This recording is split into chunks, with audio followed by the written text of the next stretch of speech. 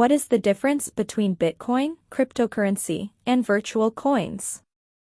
Bitcoin is a cryptocurrency, a digital asset designed to work as a medium of exchange that uses cryptography to control its creation and management, rather than relying on central authorities.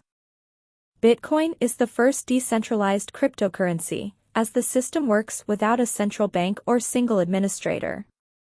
The network is peer-to-peer and transactions take place between users directly, without an intermediary. These transactions are verified by network nodes through the use of cryptography and recorded in a public distributed ledger, called a blockchain. But what is cryptocurrency? Cryptocurrencies are digital or virtual coins that use cryptography for security.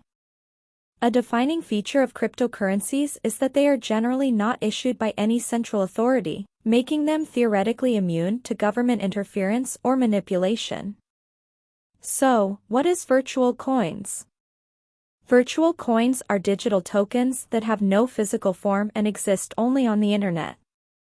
Bitcoin and other cryptocurrencies are examples of virtual coins.